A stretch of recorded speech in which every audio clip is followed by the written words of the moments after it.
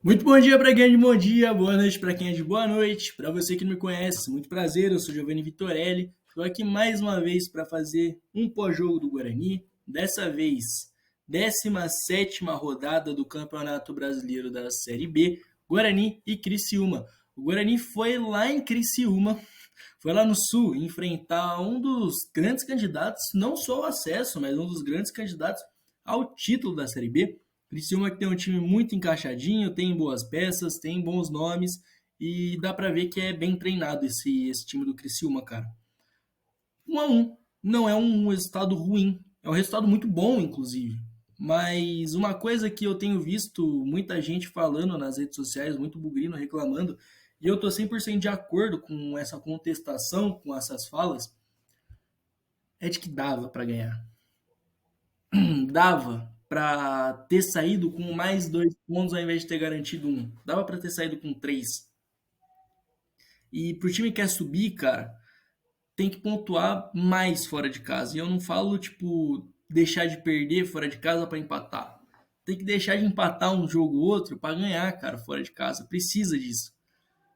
E daí não pode perder ponto em casa, né? Se for levar isso em consideração, bicho. Não pode perder ponto em casa de jeito nenhum.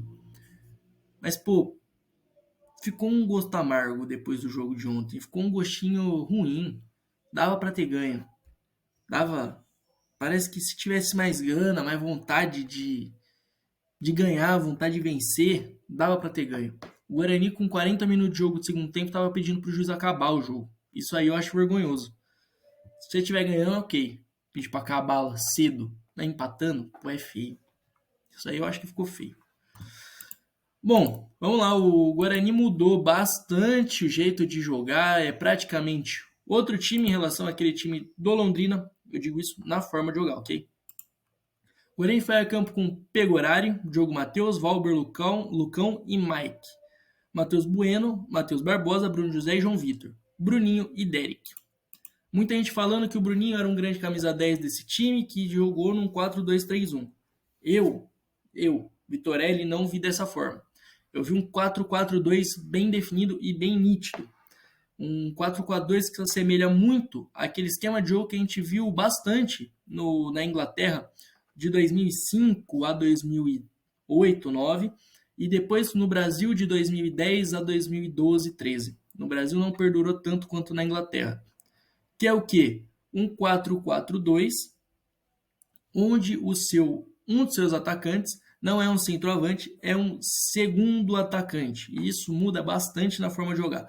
O segundo atacante ele tem muito mais liberdade na frente da área, ele pode se movimentar da forma que ele preferir na realidade. A exemplo, na minha opinião, né, o melhor, quem melhor executou essa função de segundo atacante foi o Pato no Milan. Naquela época que ele jogava muita bola antes das lesões. Ele conseguia fazer essa função jogando ao lado de um centroavante, mas ainda na última linha de ataque. Porque o segundo atacante ele pode se movimentar na frente da área da forma que ele preferir. Ele pode cair pelos lados, ele pode fazer um desmarque de ruptura, no caso, atacando a linha de marcação adversária, ou ele pode atuar até como um falso 9. Ele pode sair da função de atacante e se deslocar para uma posição de meia, às vezes para ajudar numa armação de jogada, ou às vezes para receber essa bola em entrelinhas. Ele é muito móvel, o segundo atacante. Uma função que caiu bem pro Bruninho. Até porque eu considero o Bruninho um jogador de 1 contra 1. Eu não acho que o Bruninho é um armador de jogadas. O Bruninho não é um camisa 10. O Bruninho é um jogador que vai pegar uma bola com o zagueiro e vai partir para cima. Vai pro contra 1, vai achar uma jogada diferente, vai fazer um desmarque. E eu acho que ele tem uma finalização boa. Finalização razoável de jogadas. Ontem, o lance do gol dele foi mais frio que o gelado dos incríveis, bicho. Foi um belo gol, foi um golaço. E nesse gol também eu destaco muito a função do Bruno José nessa partida. A gente está acostumado a ver o Bruno José muito agudo, né, atacando as costas do lateral adversário. Nessa partida, e é uma coisa que eu já venho falando, que ele tem essa capacidade de fazer, porque em alguns lapsos de momento ele faz por natureza do atleta, por natureza do jogador, por natureza da forma que ele joga a bola, que ele joga futebol, de pegar essa bola na lateral e conduzir ela em direção ao meio, porque isso você balança o time adversário e aí você acha uma bola no contrapé da zaga. Isso foi o que aconteceu. Ele pega a bola quase na lateral, ali uma bola, uma trombada do Matheus Barbosa com se eu não me engano, Thiago Hermes, é esse o nome dele? Não é Thiago, mas é Hermes. É, ele pega uma bola ali na lateral, vem conduzindo para o meio. Nesse momento, o setor defensivo do Criciúma, e é natural isso, vai acompanhando essa jogada fazendo o balanço.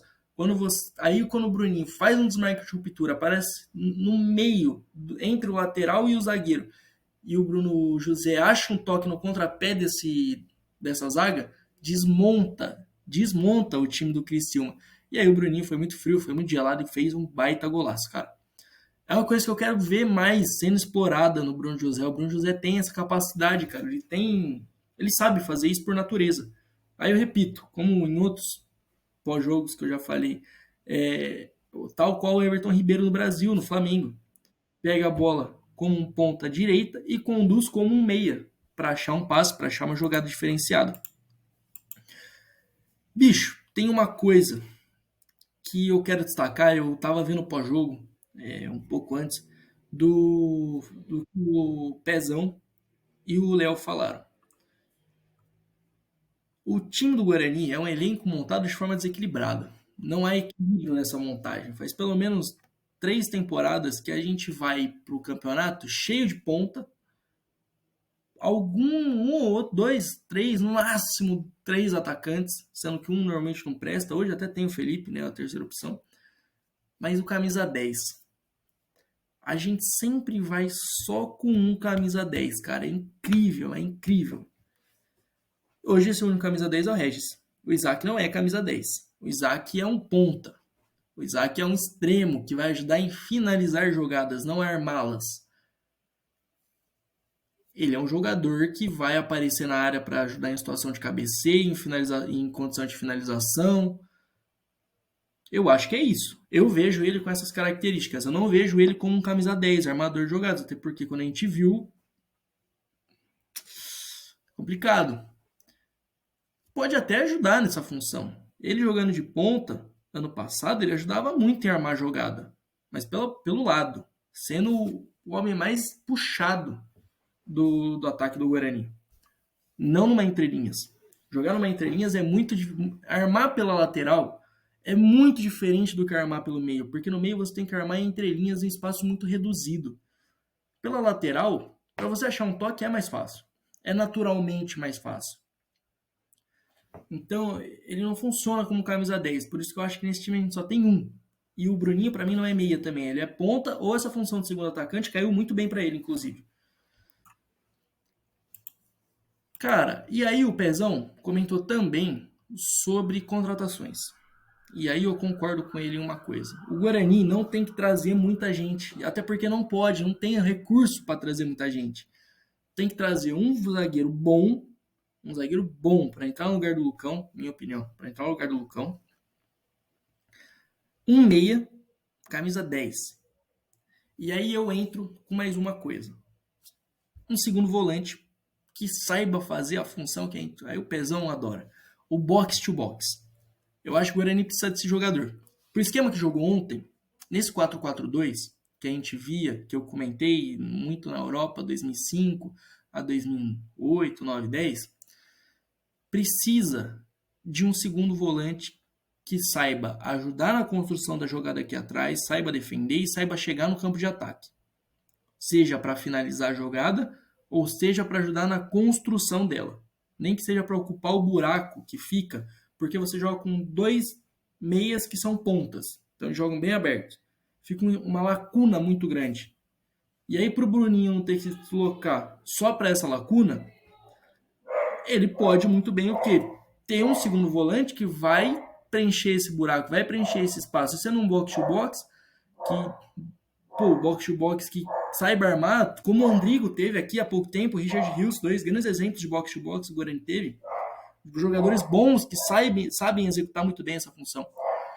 Tanto que esse 4-4-2 surge principalmente na Inglaterra, surge muito por conta de 2 jogadores muito marcados na história do futebol mundial.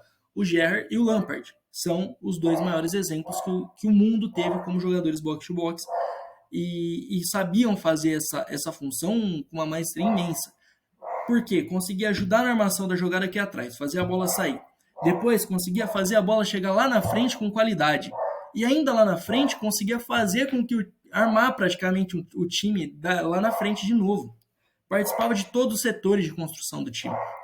Ah, mas aí tem que ser um jogador rápido igual o Rios. Não necessariamente. O Andrade era bem lento, o Gerrard era bem lento, o Lampard era um pouco mais rápido. Não mais rápido, mas tinha passadas mais largas.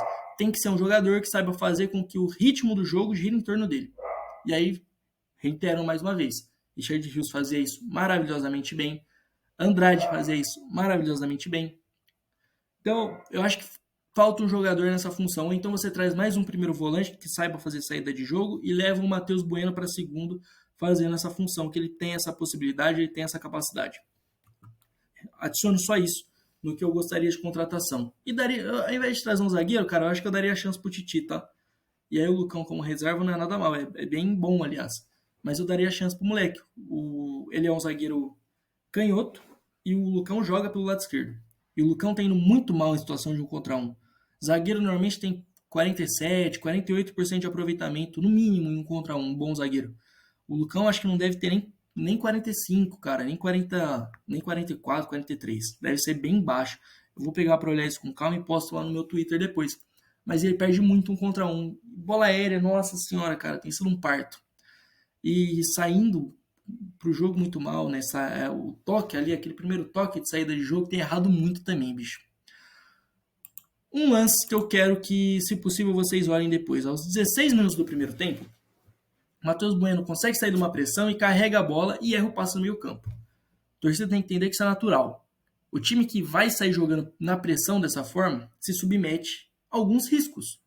Se submete a alguns riscos que pode gerar um escanteio, como gerou contra o CRB, no primeiro gol do CRB, aqui no Brinco de Ouro. Se submete a um risco como que quase tomou um gol ontem. Só que para mim o grande problema é o seguinte. Quando ele chega nessas... O Matheus Bueno deu o passe errado. Aí, se eu não me engano, foi o camisa 7, o Matheus, Felipe Matheus, do Criciúma, que vai conduzindo a bola até a entrada da área. A entrada da área do Guarani é sempre muito exposta. Sempre, sempre. A entrada da área do Guarani está sempre exposta. O time adversário chega ali como ele quer. Isso não é uma opinião minha. Isso é um fato. Você pode olhar. Olha as situações de ataque dos times adversários do Guarani. Olha o jogo contra o Londrina. Como é fácil você chegar de frente para a área contra o time do Guarani. É muito fácil. E ontem, tudo bem. Um volante, que é o Matheus Barbosa, ele já tem por natureza puxar o marcador quando o Guarani tem a bola no pé. Aí o nosso primeiro volante perdeu a bola e ficou rendido no lance. Aí a gente tinha 4. Os dois laterais, o Lucão e o Valber. Naturalmente, um dos dois zagueiros tem que sair para fazer essa marcação nele. E nenhum dos dois sabia quem ia sair. Eles pareciam que não sabiam quem era o zagueiro do primeiro combate e quem era o zagueiro da sobra. Isso naturalmente acontece durante o jogo, no balanço, ok? Um zagueiro sobra, um zagueiro mais na frente. Mas antes de começar o jogo, tem muito bem definido quem é o zagueiro que sobra e quem é o zagueiro do primeiro combate. Isso é definido entre os dois, normalmente. Não é nem com o técnico, é entre os dois. Quem naturalmente está um passo à frente, quem naturalmente está 2 atrás. E aí, cara, esse Felipe Matheus, ele pega a bola, vai em direção aos dois, o Valber dá um meio da entrada da área pra ele, o Valber vira de costas, vai marcar um cara sem a menor necessidade, o Lucão não sabe o que fazer. Ele chuta, o Pegoraro foi uma ótima defesa e acabou não resultando em nada, mas é um lance que eu queria que vocês observassem depois. Como o Valber vira de costas, o Lucão não sabe o que fazer, é a indecisão dos dois. E depois, no lance do gol do Fabinho, ele sai da marcação do Valber e vai atacar as costas do Lucão. Um movimento natural de um centroavante que joga sozinho ali naquela região. Cara, pra mim a grande falha desse lance não é do Lucão que tomou aquela bola nas costas, é do Valber. Porque, cara, é uma coisa entre zagueiro. Isso você não precisa ser zagueiro pra saber, é só você observar jogo. Jogo de futebol, cara. Você já jogou futebol. Você vê o zagueiro. Ó, saiu da minha, tá aí na sua, Lucão. Quando é outro caso, Lucão. Saiu da minha, tá aí na sua, Valber. Você se comunica, você gesticula, você fala, você avisa o seu parceiro de zaga. Os dois zagueiros têm que se comunicar e o Valber não fala nada. O Valber sequer gesticula o atacante do Criciúma passando. Ele sequer gesticula. E aí o Lucão não tem retrovisor, diferente do Matheus Bueno. Isso é um cara que parece que joga de retrovisor nas costas, vendo que o cara vai chegar. Mas o Lucão não sabia que tinha um cara passando nas costas dele. Não era ele que estava marcando esse jogador originalmente. E aí ele toma essa bola nas costas e não consegue chegar a tempo de dar o combate. Também não acho que foi falha do Álvaro no gol. Eu vi gente falando que foi falha, não sei o quê. Eu acho que é uma boa defensável, mas não considero uma falha, não. Não considero uma falha. Outra coisa, cara, que eu ia destacar, o time do Criciúma joga numa linha extremamente alta, extremamente alta. É muito difícil você ver um time na Série B jogando numa linha tão alta quanto essa.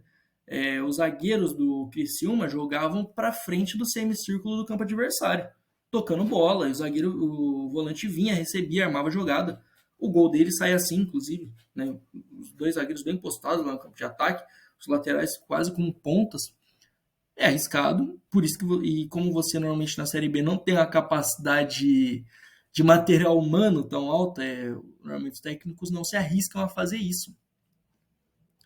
E o Criciúma faz e faz muito bem. Por isso, um jogo desse quebrar a primeira linha de marcação pode resultar em muita coisa.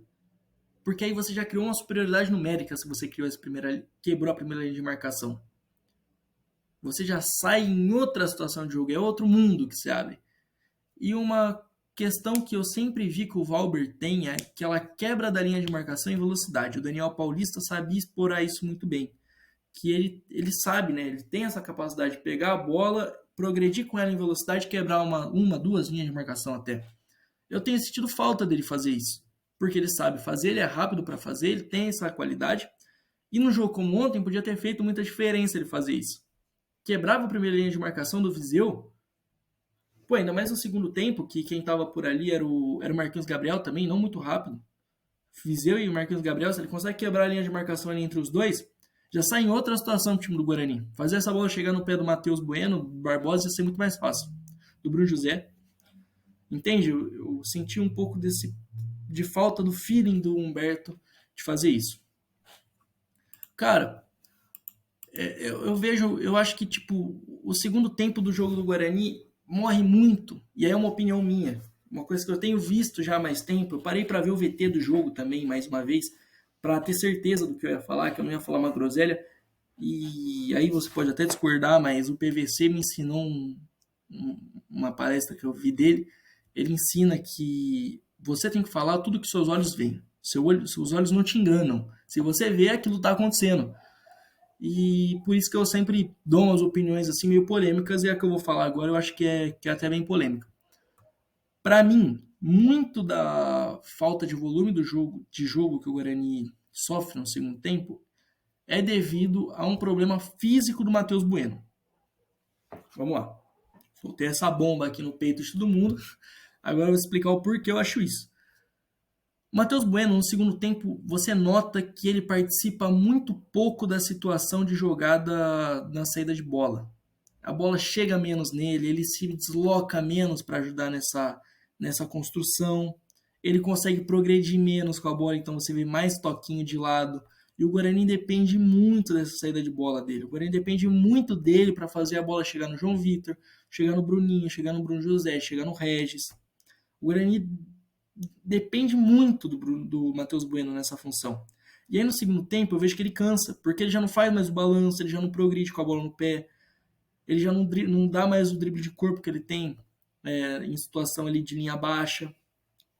Eu vejo que por isso o Guarani não consegue fazer mais ligações do setor defensivo, a primeira fase de construção, com a segunda fase. Porque ele já não está mais 100% fisicamente para fazer isso.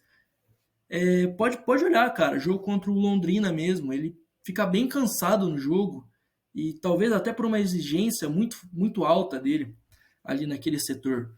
E a bola chega menos nele, e aí começa ligação direta, fazer loucura, e aí vai dando ruim, e aí vai desgastando o time. E aí o elenco vai ficando cansado inteiro, o time, né, os 11. Eu acho que falta, cara, ter pelo menos um reserva ali para entrar com uns 10, 15 minutos, bicho. Ou então alguém que faça dele naquele momento. Porque aí você vê que o Barbosa nota que o time não consegue mais sair jogando e ele vem pegar a bola no pé do zagueiro. Só que quando ele faz isso, ele traz mais um adversário para aquele campo, para o campo do Guarani. E é tudo que não pode acontecer para o estilo de jogo de saída de bola do Guarani. Ter mais um jogador adversário lá. por mais um adversário dentro do seu campo na saída, na construção de jogo. Isso é uma coisa para a série de bola do Guarani é terrível. E ele já não tem essa. O Barbosa não tem essa capacidade de sair pressão. O Barbosa mal consegue dar 3 toques na bola sem tropeçar, bicho. Olha, vai, já nem reclamo tanto mais assim do Barbosa. Tô até elogiando ele ultimamente. Tá jogando muito bem dentro do que é proposto para ele. Mas tem jogador que é assim, cara, não pode jogar com mais de 3 toques. Vejo isso nesse time, tá certo? Há uma dependência muito grande. Quando ele cansa, o meio fica ainda mais esburacado e o time não tem mais a ligação da defesa com o meio campo. Beleza?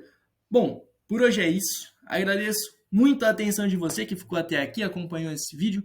Eu estou muito feliz com todo o feedback que eu tenho recebido, principalmente do Pezão e do Léo, de todo o pessoal do Bugrecast. Parabenizar esse canal maravilhoso. O Bugrecast completou 4 anos esses dias. Eu fico muito contente de fazer parte disso aqui, fazer parte desse projeto. Agradecer muito a toda a equipe que me dá a oportunidade de vir aqui e comentar um pouco sobre futebol, comentar um pouco sobre Guarani, apesar de uma groselha ou outra. Se inscreve no canal, curte o vídeo, comenta aqui no vídeo sua opinião, se você acha que o que eu falei faz sentido, se não faz sentido, posições que você acha que o Guarani precisa trazer. E a gente sempre bate um papo aqui nos comentários, bicho. Estou sempre respondendo o pessoal que vem aqui comentar. Fechou?